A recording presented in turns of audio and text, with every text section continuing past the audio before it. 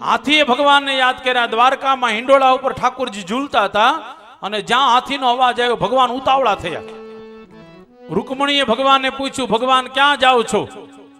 ભગવાન દ્વારકામાં બોલ્યા હા, અને ત્યાં પહોંચીને બોલ્યા થી. હાથીના બે શબ્દ ને. દ્વારકામાં બોલ્યા હા અને ત્યાં પહોંચીને બોલ્યા થી. એટલામાં તો ભગવાન પહોંચી ગયા. આનો સીધો સાદો અર્થ શું થાય? આપણને બોલાવવામાં વાર લાગે, એને આવવામાં વાર લાગતી. બહુ સાચી વાત છે. મહાભારત એટલા વર્ષોથી વાંચું છું.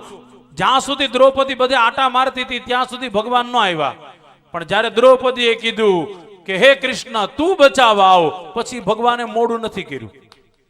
હળી કાઢીને ભગવાન આવ્યા એમ નહીં, દ્રૌપદીની પૂરેપૂરી લાજ રાખી. મહાભારતમાં લખેલું અવડોમ તો કટકો વધ્યો તો સાડીનો.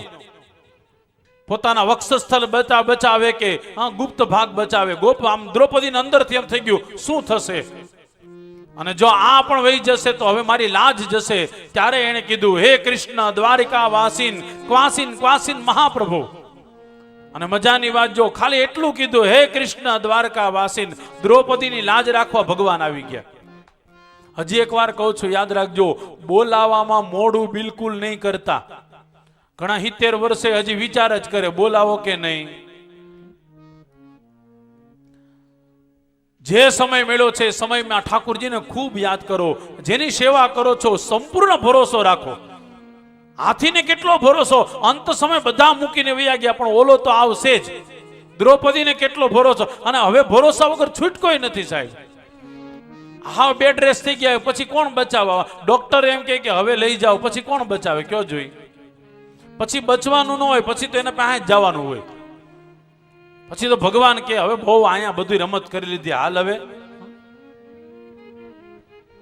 અહીંયા હાથીની પણ મજા જો. એ ભગવાન આવ્યા, ભગવાને સુદર્શન ચક્ર છોડ્યું, બસ એ જ સમયે જે મગર હતો એનું મસ્તક કપાઈ ગયું.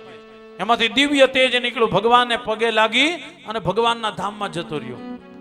હાથી તો જોતો રહી ગયો તમારી જેમ જ. હે ભગવાન, આ ખોટું ન કહેવાય. ભગવાને કીધું કેમ? તો કે ભગવાન સ્તુતિ મેં કરી અને ઉદ્ધારાનો થઈ ગયો. સાંભળજો, હાથીએ કીધું સ્તુતિ મેં કરી ઉદ્ધારાનો. ભગવાને કીધું હું એ જ કહેવા માંગુ, મારી સ્તુતિ બોલવા વાળાને પછી મુક્તિ મળે, સાંભળવા વાળાને.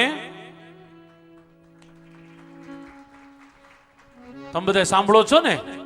અને સાંભળવા વાળાને પેલી મુક્તિ મળે. બીજું, હાથી તું જ્યારે સ્તુતિ કરતો ત્યારે એને શું કર્યું? તું ત્યારે તારા પગ પકડ્યા હતા ને, તે મારા પગ પકડ્યા, એને તારા પગ પકડ્યા. મારા પગ પકડવા વાળાનો પછી ઉદ્ધાર થાય, પણ મારા પગનો પગ પકડતો હોય એનો ઉદ્ધાર પહેલા કરું છું.